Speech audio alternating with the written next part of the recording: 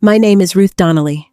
I'm 71. And a year ago, I thought I was just an old woman waiting for my time to be over. That's what my son made me believe, that I was lucky to be allowed to live in the home I paid for, cooking meals no one thanked me for, looking after grandkids who didn't know I used to be a person. But one morning, when he gave me two choices, hand over my pension or go to a nursing home, I signed everything he asked for, and I smiled because he had no idea what he just lost. I wasn't always this quiet. There was a time I used to read to classrooms of children, teach them how to look up things in an old card catalog. I was a librarian for 34 years. My late husband Paul used to joke that I could organize the entire world by Dewey Decimal if someone gave me the time. When Paul passed, the silence of our little house on Maple Street became unbearable. Derek, my only child, had just moved back home after his divorce, with 2 kids in tow. He said, "Mom, it's silly for you to stay alone in that big house. Sell it.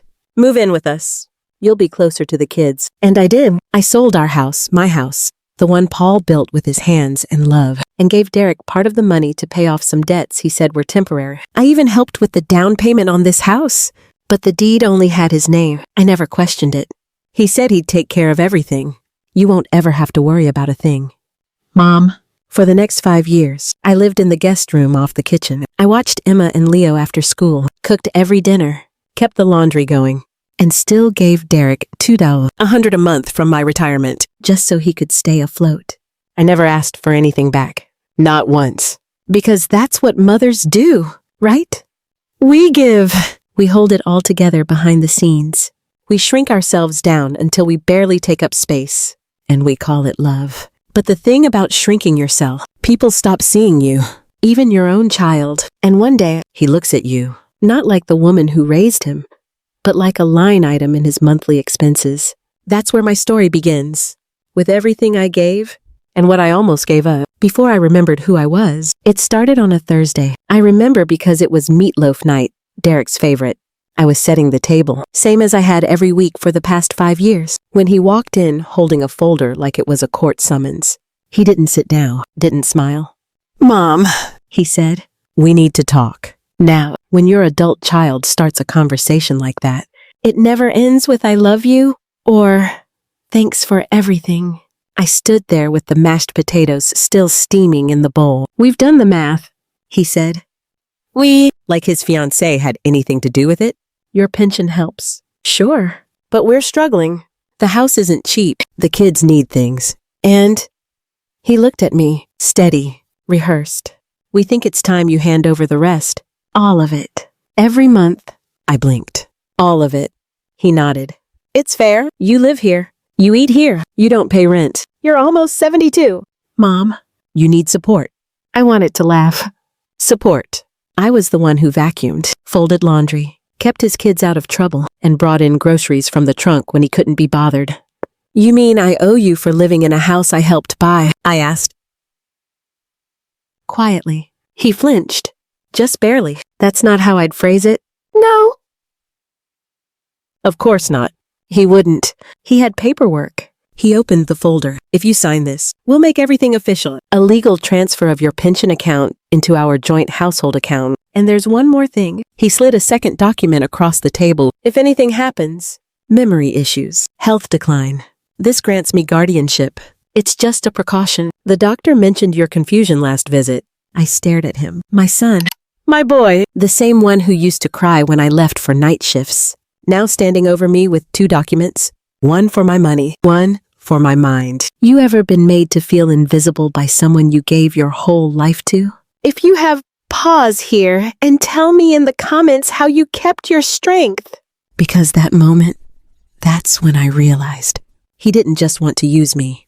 He wanted to erase me. And the worst part, he thought I'd go quietly. He didn't know I had already packed my bag. After that night, something shifted in the house. Not suddenly, not loudly, but it was there, in the way Derek stopped saying, "Good morning," and started saying, "Did you take your pills today?" He began speaking slowly to me, like I was a child. "You sure you didn't misplace your keys?" "Mom, you've been a little forgetful lately." The keys were in the dish by the door, where I always leave them. Then it was the thermostat. "Don't touch it." "Mom, you'll break it." The grocery list. Let me take care of that. You always forget something. The mail, I sorted it already. You don't need to worry about bills. Day by day, piece by piece, he was trimming down my life until it felt like I barely existed inside it. I was still folding his kids' laundry, still making dinner, but I wasn't allowed to set the schedule. I wasn't asked what I wanted for dinner. I wasn't even told when the kids had school events anymore. It was like I had become part of the furniture. One afternoon, I found my reading glasses in the kitchen trash can. Derek swore I probably dropped them by mistake, but I know what I saw. Fingerprints in the dust where someone had moved my things. That same week, he took my car keys, said I tapped a pole in the grocery store lot. I didn't. He was lying. But he knew I had no proof, no cameras, no one to back me up. So I started writing things down. Every incident, every missing item, every time he moved something, whispered about me to the kids, or claimed I forgot something I hadn't. It was the only way I could keep hold of my own version of the truth. Because when someone gaslights you long enough, you start questioning your own mind. And once they've convinced others, they don't even have to lie anymore. People will do it for them. Some nights, I lay awake wondering, is this really my son, the boy who used to fall asleep holding my hand in church? How did we get here? Then one night, I looked in the mirror and saw it. Not age, not sadness, resolve. He had taken everything, except the one thing he thought I'd already lost. My mind, and I wasn't about to let him take that. 2. The night I decided to leave wasn't dramatic. There were no shouting matches, no slammed doors, just me, standing at the kitchen sink, rinsing out a teacup while Derek laughed in the living room at something on TV. I dried my hands slowly and walked to my bedroom. I had packed my bag 3 days earlier, not because I had a plan, but because I had finally admitted the truth. He wasn't going to change, and I couldn't keep waiting for a version of my son that no longer existed. I sat down at my desk, opened the drawer, and pulled out the envelope I'd kept hidden beneath my old tax returns. Inside was a letter from my lawyer, a woman named Carol, who I had quietly started seeing 2 months earlier after overhearing Derek on the phone talking to a senior care placement specialist. The letter included a legally binding transfer of all my remaining funds, about $86,000, into a private trust under my name, for the exclusive benefit of my granddaughter, Lila. When she turns 21, next to it was another document, a deed transfer, signed and notarized, officially gifting my 50% share of the house, the part Derek thought he already owned, to the Women's Financial Justice Foundation, a nonprofit that protects elderly women from financial abuse. The house was no longer his. The pension, locked. The car, already sold, and the bank account, closed. 2 days ago, all he had left was a folder of papers he had printed at FedEx and a mother who was finally, quietly, done. I took the documents and placed them in a neat stack on the dining room table, right next to his guardianship form. Then I left. No note, no guilt, just a locked door behind me. You see? People think that walking away means anger, rage, some kind of theatrical explosion. But sometimes it just means choosing yourself after years of being the only one who never did. That was my night. No tears, no second thoughts, just silence. And one small suitcase. I didn't even look back at the house, because it had never really been mine. Not once Derek decided I was just another thing to manage. But what he never realized is, I'd already managed my own exit. The apartment was small, but the sunlight poured in like it belonged there. First thing I did after moving in was open every curtain and let the morning fill the space. I bought myself a kettle, the electric kind, the one Derek said was too dangerous for me. I made tea, real tea, in silence, in peace. No footsteps pacing overhead, no whispers behind closed doors, no one asking if I'd forgotten what day it was. For the first time in years, I was alone, but not lonely. I rented a 1-bedroom in a senior-friendly building on the edge of town. Nothing fancy, just clean, quiet, and mine.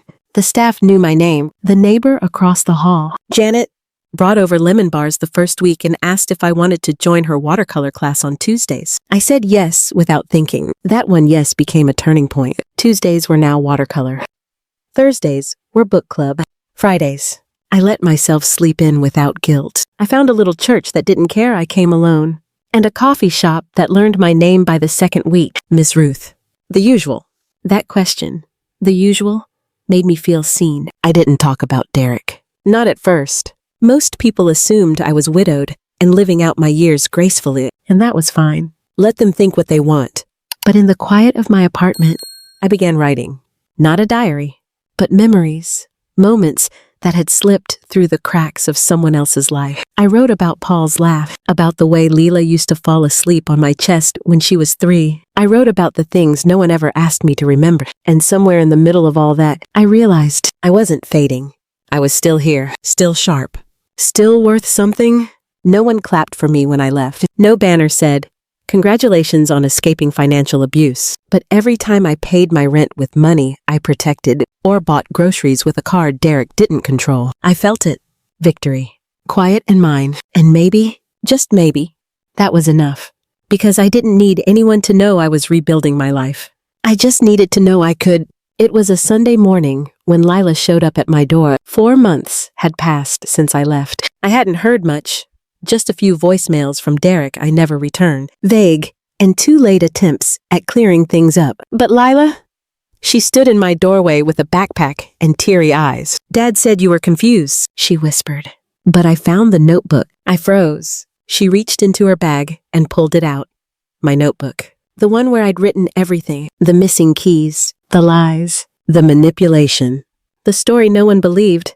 Until she did. "I read it all," she said, voice trembling. "I'm so sorry." "Grandma." I didn't know. I opened my arms, and she fell into them like she used to when she was little. No apology could undo what happened. But in that hug, something cracked open again. Something I thought I'd sealed shut. Love. Trust. Maybe even forgiveness. Over the next hour, she told me things I hadn't expected to hear. That Derek had lost the house. That the nonprofit now owned it and was using it to shelter women like me. That he tried to blame me until the truth came out in court, thanks to the documentation I'd left behind. And just like that, everything he'd built on control unraveled. He couldn't touch my pension, couldn't touch Lila's trust fund, couldn't touch me. Lila now visits every Sunday. Sometimes we paint together, sometimes we just sit. She told her friends, "My grandma's the strongest woman I know." That was all I ever needed. Not revenge, not applause, just the quiet recognition that I was never crazy, never weak. Never broken. That I was whole, even when the world tried to unmake me. Now, I want to ask you something. Have you ever been made to feel invisible? Like your voice didn't count anymore? What did you do to rise back up? If you've made it this far, thank you. You've been with me through the darkest parts. And now, maybe, the light. Tell me in the comments where you're watching from. And if this story found you at the right time, like I hope it did. Because maybe we don't need to shout to be heard. Maybe we just need to speak truth quietly until it echoes.